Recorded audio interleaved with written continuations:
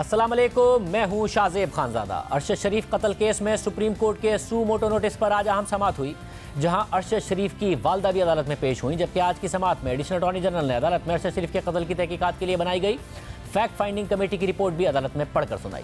समाअत के दौरान जस्टिस एजाजुल एहसन ने एडिशनल अटॉर्नी जनरल से पूछा कि मुबैना शूटर कीनियन पुलिस का रुकन है या नहीं। इस दौरान जस्टिस मोहम्मद अली मजहर ने सवाल किया कि कीनियन पुलिस के 3 एहलकारों के इंटरव्यू रिपोर्ट में शामिल क्यों नहीं हैं।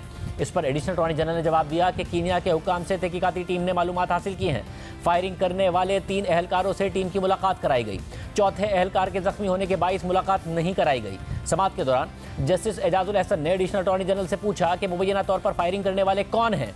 इस पर एडिशनल अटॉर्नी जनरल ने उन्हें जवाब दिया कि फायरिंग करने वाले कीनिया पुलिस के एहलकार हैं। समाअत के दौरान चीफ जस्टिस उमर बंदियाल ने रिमार्क दिए कि अरशद शरीफ का वहीमाना कत्ल हुआ। अरशद शरीफ के कत्ल का वाकया कीनिया में हुआ है, उनसे ताउन लिया जाए। अरशद शरीफ के कत्ल केस के कुछ गवाहान पाकिस्तान में भी हैं। समाअत के दौरान जस्टिस मज़ाहिर अकबर नकवी ने रिमार्क दिए कि रिपोर्ट में जिम्मेदारों का नाम लिखा है तो उनके खिलाफ कार्रवाई क्यों नहीं की जा रही। रिपोर्ट में दर्ज किरदारों को नजरअंदाज कर दिया गया। तनबीह कर रहा हूं कि ऐसी रिपोर्ट्स अदालत में पेश ना करें। जस्टिस उमर बंदियाल ने रिमार्क दिए कि वफाकी हुकूमत फौरी तौर पर नई तहकीकाती टीम तश्कील दे। अदालत चाहती है कि आज़ादाना टीम कत्ल की तहकीकात करे। अदालत चाहती है तहकीकाती टीम के किसी फर्द का किसी बाअसर अफराद से ताल्लुक ना हो। जीआईटी में ऐसा अफसर नहीं चाहते जो उनके मातहत हो जिनका नाम आ रहा है। रिपोर्ट में है कि 2 भाइयों में से एक ने अरशद शरीफ को वीज़ा भेजा। उन भाइयों में से एक ने बहुत आम अंदाज में दूसरे को कॉल पर बताया कि अरशद शरीफ का कत्ल हो गया। बेईमाना कत्ल के असल शवाहिद कीनिया में हैं। कीनिया के हुक्काम के साथ मामला उठाना होगा। फैक्ट फाइंडिंग कमेटी का काम काबिल सताइश है। जिसे जमाल बंदूखेल ने सवाल किया कि मुकदमे में किस बुनियाद पर 3 लोगों को नामजद किया गया है। अदालत ने पूछा कि फायरिंग करने वाले एहलकारों के खिलाफ मुकदमा क्यों दर्ज नहीं किया गया। इस पर एडिशनल अटॉर्नी जनरल ने अदालत को बताया कि जायजा लेना होगा कि गैर मुल्कियों के खिलाफ मुकदमा दर्ज हो सकता है या नहीं। इंक्वायरी रिपोर्ट रिकॉर्ड का हिस्सा बनेगी। आज की समाअत के बाद सुप्रीम कोर्ट ने हुकूमत को एक नई स्पेशल जीआईटी तश्कील देने का हुक्म देते हुए केस की समाअत कल तक मुलतवी कर दी है। पाकिस्तान की फैक्ट फाइंडिंग टीम ने कीनिया जाकर जो अरशद शरीफ के कत्ल से मुतालिक तहकीकात की हैं, उनकी इस हवाले से रिपोर्ट भी मंजरेआम पर आ गई है। फैक्ट फाइंडिंग टीम की रिपोर्ट के मुताबिक अरशद शरीफ की गाड़ी पर 9 गोलियां चलाई गईं और 9 गोलियों के ही खोल मिले हैं। मगर एक फायर ऐसा हुआ है जो फायरिंग पैटर्न से मिलता नहीं है और वो गोली अरशद शरीफ की पीठ के ऊपर के हिस्से पर लगने वाली गोली है जो उनके सीने से आर पार हो गई थी। अरशद शरीफ को यह जख्म करीब से आया है। अलबत्ता इसे पॉइंट ब्लैंक रेंज के नतीजे में आने वाला जख्म नहीं कह सकते, लेकिन फायरिंग पैटर्न को मद्देनजर रखते हुए यह जख्म उनकी सीट को पंक्चर करते हुए उन्हें आना चाहिए था, क्योंकि फायरिंग का पैटर्न ऐसा था कि उन्हें यह गोली सिर्फ उसी सूरत ही लग सकती थी। अरशद शरीफ का कद 5 फीट 7 इंच था और वो V8 लैंड क्रूजर की पैसेंजर सीट पर बैठे थे और उन्हें गोली पैसेंजर सीट को पंक्चर किए बगैर लगी है, जबकि गाड़ी के ड्राइवर का दरवाज़ा और खिड़की को कोई नुकसान ही नहीं हुआ है और ड्राइवर की सीट पर खून के कोई धब्बे भी मौजूद नहीं थे, जो कि एक पुरतजस्सुस बात है, क्योंकि अरशद शरीफ को लगने वाली गोलियों में से एक जख्म उनके सर पर आया था, जिससे उनकी सीट के इर्द गिर्द खून के निशानात फैल गए थे, मगर इससे ड्राइवर की साइड पर कोई खून के धब्बे नहीं पड़े। फैक्ट फाइंडिंग टीम की रिपोर्ट के मुताबिक खुर्रम अहमद और पुलिस अफसरान ने अपने इंटरव्यू में कहा है कि जो फायरिंग हुई है वो चलती हुई गाड़ी पर हुई है, मगर जो फायरिंग का तरीकाकार था वो इस दावे को सपोर्ट नहीं करता। हकीकत यह है कि ड्राइवर की तरफ के दरवाजे और खिड़की को कोई नुकसान नहीं पहुंचा और फायरिंग का निशाना सिर्फ पैसेंजर की तरफ महदूद था, जो इस मौक़िफ़ को गलत साबित करता है कि फायरिंग चलती हुई गाड़ी पर की गई है। ये बात ज़्यादा काबिल एतबार हो सकती है कि फायरिंग सही तरीके से निशाना लेकर एक रुकी हुई गाड़ी पर की गई हो और अरशद शरीफ की पीठ पर गोली लगना मगर नतीजतन पैसेंजर सीट पर पंक्चर का निशान तक ना होना इस बात की तरफ इशारा करता है कि आया अरशद शरीफ को ये गोली गाड़ी में सवार होने से पहले लगी हो या अरशद शरीफ को ये गोली गाड़ी के अंदर से बहुत करीब रेंज से लगी हो और चलती हुई गाड़ी पर ना लगी हो। फैक्ट फाइंडिंग टीम की रिपोर्ट के मुताबिक कीनिया के पुलिस अफसरान का दावा है कि उन्होंने अरशद शरीफ की गाड़ी रोकने की कोशिश की और गाड़ी नहीं रुकी और गाड़ी के अंदर से फायरिंग की गई, जिससे एक पुलिस अफसर ने शोर मचाया कि उसे गोली लग गई है और नतीजतन पुलिस अफसरान ने गाड़ी पर फायरिंग शुरू कर दी और जिस पुलिस अफसर को हाथ में गोली लगी थी उसने भी गाड़ी पर अपने जख्मी हाथ से 3 गोलियां फायर कर दी। मगर जब अरशद शरीफ की गाड़ी वहां से गुजरी और पुलिस अफसरान को यह इल्म था कि वो इस गाड़ी पर फायरिंग कर चुके हैं, उसके बावजूद उन्होंने उस गाड़ी का पीछा नहीं किया और उसकी वजह उन्होंने ये बताई कि वो अपने जख्मी पुलिस अफसर की वजह से तशवीश में थे और उसे अस्पताल ले जाना चाहते थे, मगर जख्मी अफसर को अस्पताल में ले जाने की अर्जेंसी के बावजूद कीनिया के पुलिस अफसरान के पास इतना वक्त था कि वो ग्राउंड से गोलियों के खौल जमा करने में मसरूफ हो गए, जो कि एक ऐसा अमल था जिसमें अंधेरे में काफ़ी वक्त लगता।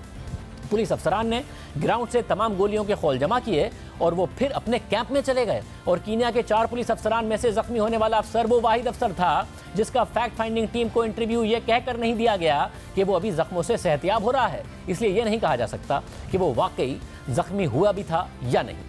फैक्ट फाइंडिंग टीम की रिपोर्ट के मुताबिक खुर्रम अहमद जो गाड़ी चला रहा था उसका दावा है कि 8:30 बजे वो और अरशद शरीफ बारबेक्यू की साइट से नरूबी जाने के लिए निकले और वो गाड़ी 40 से 50 किलोमीटर फी घंटे की रफ्तार से चला रहे थे। और खुर्रम के मुताबिक उन्होंने जाए वक़ुआ पर एक सीधी लकीर पर कुछ पत्थर बिखरे हुए देखे और फिर इस ख्याल से कि डाकुओं की तरफ से ये किया गया होगा, खुर्रम ने अपनी गाड़ी की रफ्तार कुछ सुस्त की ताकि वो इस पथरीले रास्ते से गुजर सकें। और जैसे ही उन्होंने ऐसा किया तो उन पर फायरिंग शुरू हो गई और उन्होंने गाड़ी भगाना शुरू कर दी। खुर्रम ने इस बात की तरदीद की है कि उन्होंने सड़क पर ना पुलिस की गाड़ी की हेडलाइट्स देखी और ना ही टॉर्च लाइट्स देखी, जैसा कि पुलिस अफसरान ने दावा किया था। फैक्ट फाइंडिंग टीम की रिपोर्ट के मुताबिक पुलिस अफसरान ने दावा किया था कि उन्हें रोड ब्लॉक करने के लिए सिर्फ 1 घंटा पहले तैनात किया गया था, मगर जाए वक़ुआ का जायजा लेने के बाद करीब की झाड़ियों में बियर के खाली डब्बे मिले हैं जो इस बात की तरफ इशारा करते हैं कि जो लोग यहाँ पर मौजूद थे वो कुछ वक्त से ज़्यादा इंतजार कर रहे थे। फैक्ट फाइंडिंग टीम की रिपोर्ट के मुताबिक पुलिस अफसरान और खुर्रम के बयानात एक दूसरे से मुतजाद हैं।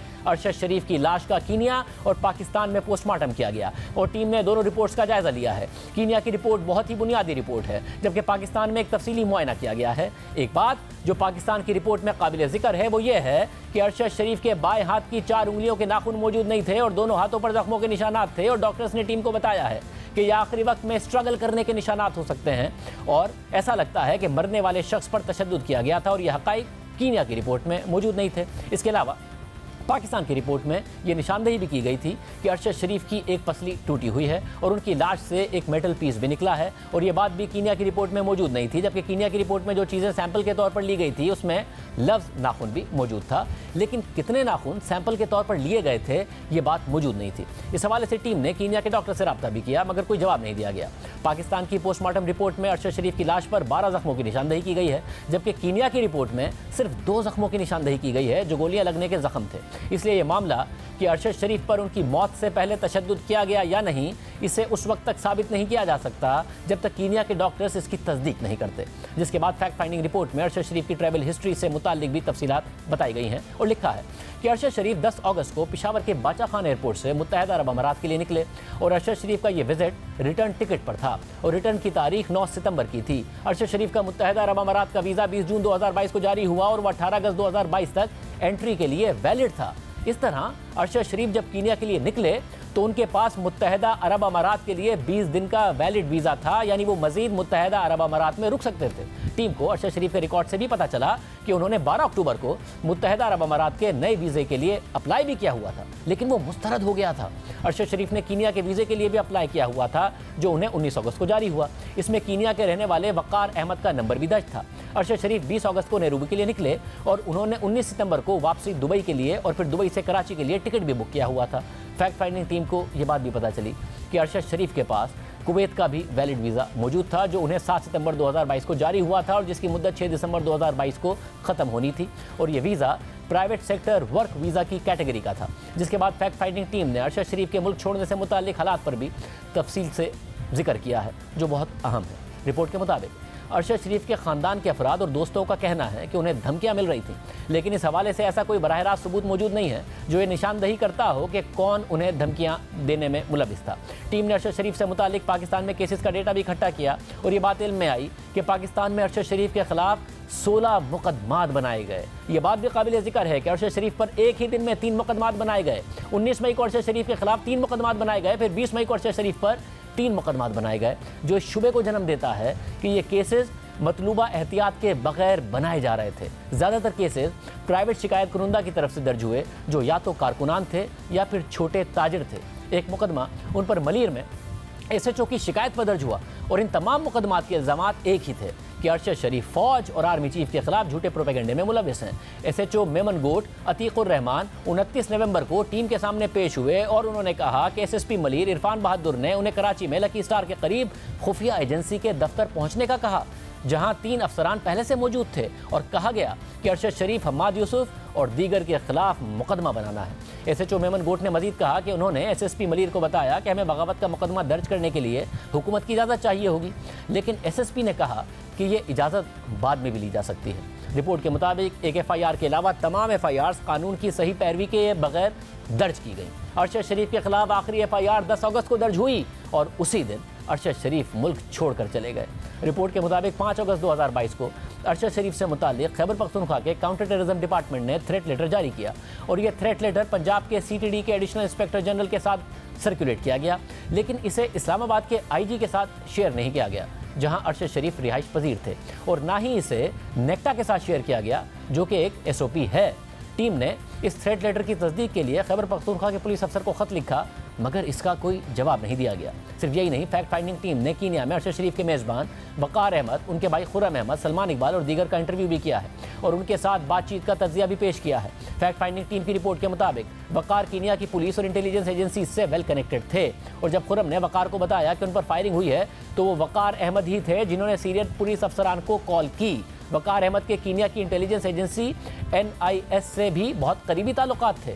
वकार के साथ पाकिस्तानी टीम के शुरुआती राब्तों में वो मददगार साबित हुए, लेकिन जब टीम ने उनसे सबूतों का तकाजा किया तो वकार टाल मटोल करते रहे और अपनी कहानी बदलते रहे, और जब वकार से CCTV फुटेज का तकाजा किया गया तो उन्होंने पहले रजामंदी जाहिर की और फिर कह दिया कि 19 अक्टूबर की फुटेज टेक्निकल ग्लिच की वजह से गायब हो गई है।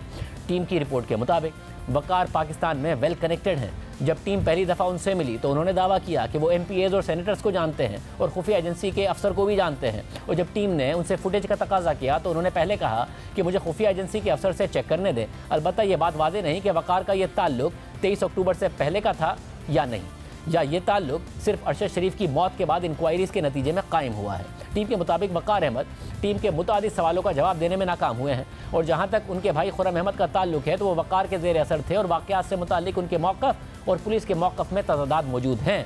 जिसके बाद टीम ने तारिक वसी और सलमान इकबाल से मुताल्लिक अपनी रिपोर्ट में लिखा कि जो एक अहम सवाल इस इंक्वायरी में मौजूद है वो अरशद शरीफ और ARY की सीनियर मैनेजमेंट के साथ ताल्लुकात के गिर्द घूमता है। सलमान इकबाल के साथ इंटरव्यू के दौरान उन्होंने इंकिशाफ किया कि अरशद शरीफ ने 19 अगस्त को उनसे रब्ता किया और कहा कि उनसे फौरी तौर पर दुबई छोड़ने का कहा गया है।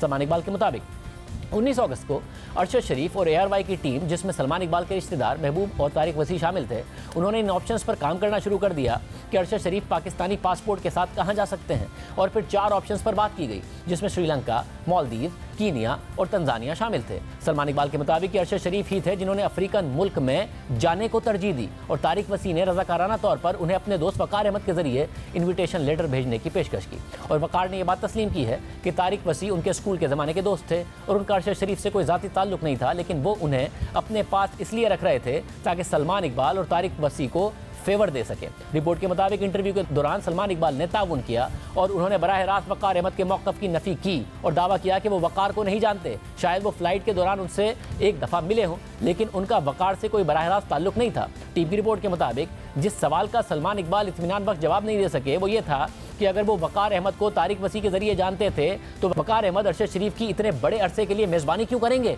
इस बात को जानते हुए कि हालात कैसे हैं, उन्होंने वकार पर भरोसा कैसे किया। टीम के मुताबिक तारिक वसी का किरदार भी इसमें मशकूक है, क्योंकि वो वही शख्स थे जो वकार से बराह रास्त राब्ते में थे और जिन्होंने ये तय किया कि वकार अरशद शरीफ की मेज़बानी करेगा। अगर इस केस का कोई सरहदों से बाहर एंगल मौजूद है तो इसमें तारिक वसी हर उस शख्स के लिए एक अहम किरदार बन जाएंगे जो अरशद शरीफ को कत्ल करना चाहता होगा। रिपोर्ट के मुताबिक तारिक वसी की तरफ से टाल मटोल करने वाला रवैया जाहिर करने के अलावा कुछ और भी तज़ादात मौजूद थे।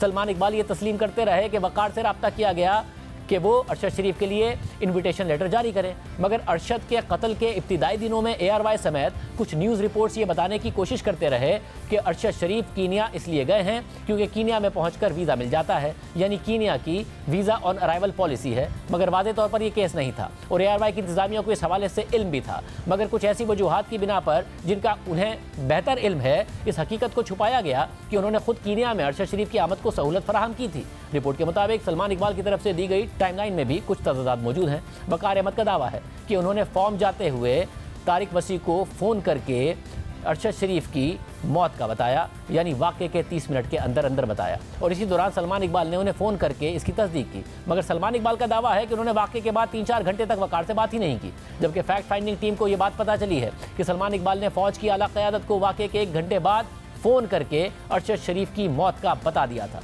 ये बात वाज़ेह नहीं है कि सलमान इकबाल ने टाइमलाइन से मुताल्लिक़ तज़ाद क्यों तश्कील दिया। टीम की रिपोर्ट के मुताबिक टीम ने अरशद शरीफ की ज़ाती डायरी का जायज़ा भी लिया, जो उनके प्रोग्राम के मुख्तलिफ स्क्रिप्ट पर मुश्तमिल थी। डायरी के एक पेज पर अहमद रास लिखा हुआ था और एक फ़ोन नंबर डेरूबी के एड्रेस के साथ दर्ज था। ये मामला मज़ीद तहकीक तलब है। कमेटी ने हाथ से लिखी हुई एक तहरीर भी देखी, जो अरशद की तहरीर नहीं लगती, अलबत्ता इसकी बात की माहिरीन से वजाहत लेनी चाहिए। इसके बाद टीम ने अपनी रिपोर्ट में लिखा कि यह बात वाज़ेह है कि अरशद शरीफ फ़ौज के साथ अपनी माजी की क़ुर्बत को अपने नए एंटी एस्टैब्लिशमेंट मौक़िफ़ की वजह से बहाल करने में स्ट्रगल कर रहे थे और इस हवाले से डायलॉग कर रहे थे, आया अंदरूनी सतह पर या किसी और के ज़रिए। ये बात वाज़ेह नहीं कि अंदरूनी तनाज़ा हल हुआ था या नहीं।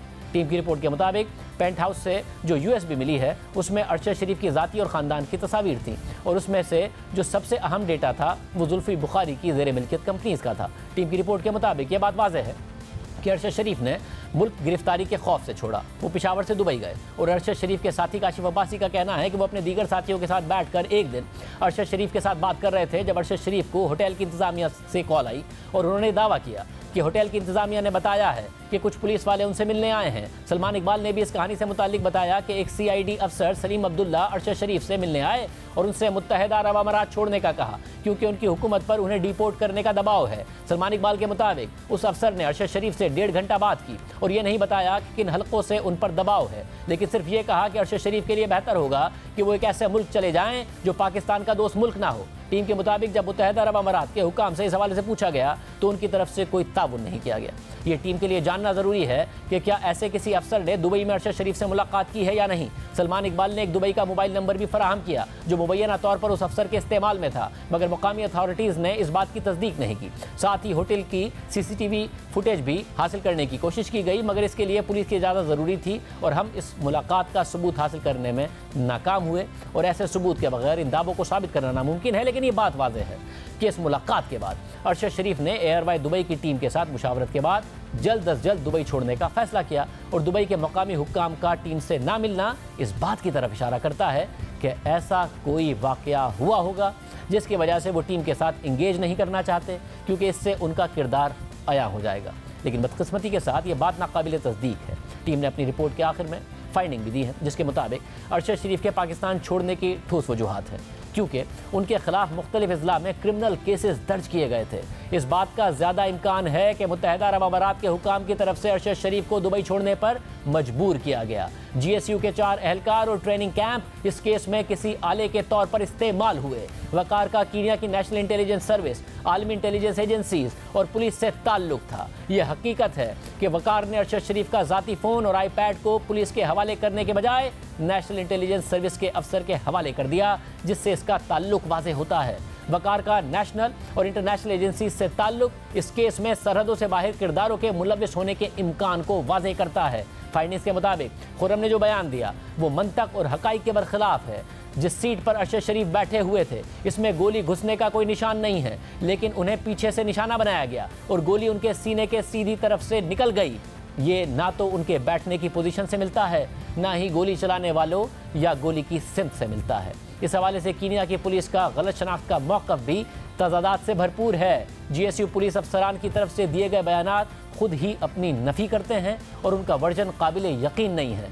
कीनिया, दुबई और पाकिस्तान में मौजूद किरदारों के इस कत्ल में किरदार को नज़रअंदाज नहीं किया जा सकता। रिपोर्ट में यह भी लिखा गया है कि फैक्ट फाइंडिंग टीम के दोनों अरकान ये समझते हैं कि मुख्तलिफ ममालिक के लोगों पर मुश्तमिल ये एक प्लांटेड टारगेटेड कत्ल का केस है, ना कि गलत शनाख्त का वाक़या है। इसके बाद टीम ने पाकिस्तान पीनल कोड और इंसदाद दहशतगर्दी एक्ट के तहत मुकदमा दर्ज करने की भी सिफारिश की है। इस फैक्ट फाइंडिंग रिपोर्ट से मुताल्लिक एयरवाई के CEO सलमान इकबाल ने ट्वीट करते हुए कहा है कि अरशद शरीफ की मौत पर फैक्ट फाइंडिंग रिपोर्ट में मुतवक्के तौर पर हक़ाइक़ की कमी है। तहकीकातकारों को ज़्यादातर मालूमात जो मैंने दी हैं, जो उनके पसंद किए गए बयानी से नहीं मिलती, वो रिपोर्ट में शामिल नहीं है या गलत तरीके से शामिल हैं, जो अरशद शरीफ के कत्ल से मुताल्लिक उनके पहले से किए गए फैसले की निशानदही करती है। मैं सुप्रीम कोर्ट की तरफ से एक आज़ादाना इंक्वायरी के मुतालबे को दोहराता हूँ ताकि शर्मनाक वाक़े के हक़ाइक़ साबित हों और पूरा सच सामने आ सके। अरशद शरीफ की मौत से मुताल्लिक FIR दर्ज करने का हक़ सिर्फ अरशद शरीफ के ख़ानदान के पास होना चाहिए और किसी के पास नहीं।